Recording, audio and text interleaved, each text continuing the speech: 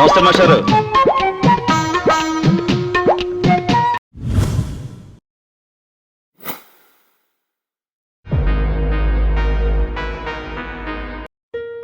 చెప్పా కదన్నా డబ్బులు కావాలని, మనోడికి కొంచెం అడ్జస్ట్ చేయన్నా. నమస్తే అన్న. బిజినెస్ చాలా డల్గా ఉంది. మనోడి చెల్లి పెళ్ళుందన్నా, నువ్వు ఇస్తావని నమ్మకంతో తీసుకొచ్చాను. నువ్వే ఏదో ఒకటి చేయాలన్నా. మనోడేమో చెల్లి పెళ్ళి అంటున్నాడు. సరే, టైంకి ఇచ్చేయాలి మరి. దాని గురించి ఏం ప్రాబ్లం లేదన్నా, కరెక్ట్గా ఇచ్చేస్తాడు. ఇచ్చేస్తా అన్న. నంబర్ చెప్పు. వాట్సాప్ చేసా అన్నా.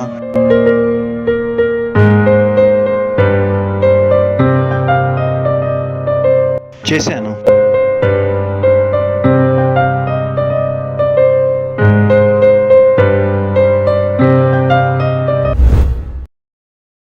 మావా, థ్యాంక్స్ మావా. అర్జెంటుగా నాకు డబ్బులు అవసరమైనప్పుడు ఇప్పించావు.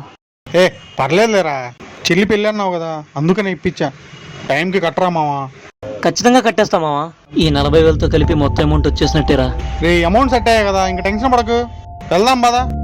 ముందు ఈ 40,000 తీసుకున్నట్టు ఇంట్లో ఒక మాట చెప్పు, లేదంటే కంగారు పడతారు. బ్యాంక్కి వెళ్ళి ఈ 40,000 విత్డ్రా చేసుకుందాం. ఇప్పుడే వెళ్దాం, మళ్ళీ లంచ్ టైం అవుతుంది. అన్నా, నా ఫోన్ స్విచ్ ఆఫ్ అయిపోయింది. కొంచెం మీ ఫోన్ ఇస్తారా? ఇంటికి ఫోన్ చేసుకోవాలి.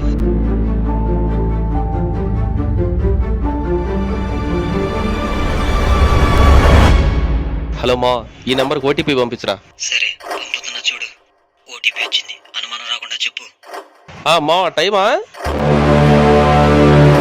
12:30:42 రా. 123042. ఓకేనా? Okay done. వస్తున్నాలే. వీళ్ళకి డౌట్ రాకుండా ఓటీపీ మెసేజ్ డిలీట్ చేద్దాం. థ్యాంక్స్ అన్నా. పర్లేదు. ఎవడమో వాడు టైం చెప్పడం కూడా సరిగా రావట్లేదు. ఒకటైతే 12:30 అంటాడేంటి? వాడికి తెలియదులేరా. సరే, బ్యాంక్కి వెళ్దాం పదా. పదా. 40,000 డెబిట్.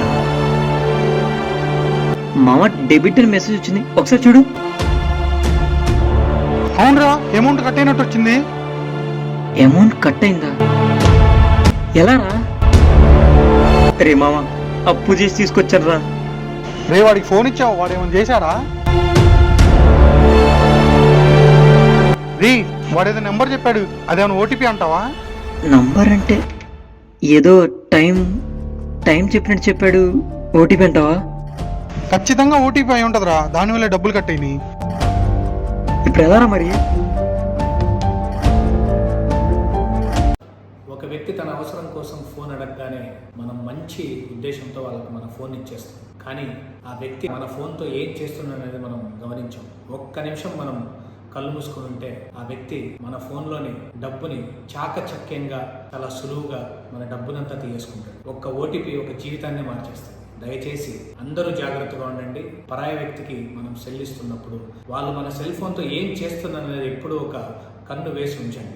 ఎప్పుడు మన జాగ్రత్తలో మనం ఉండడమే మొదటి మన ప్రాధాన్యం. ఆ తర్వాతే పోలీస్ డిపార్ట్మెంట్ అయినా ఎవరైనా మనకు సహాయం చేయగలరు. ఇలాంటి క్రైమ్స్ జరిగినప్పుడు దయచేసి వెంటనే 1930 కాల్ చేసి మీ క్వరీని వాళ్ళని అడిగిన వెంటనే మీ గ్రీవెన్స్ని వాళ్ళు అడ్రస్ చేసి సరైన పద్ధతిలో వాళ్ళు మిమ్మల్ని గైడ్ చేస్తారు కూడా. దయచేసి 1930 అనే నెంబర్ని గుర్తుంచుకోవాల్సిందిగా మనవి.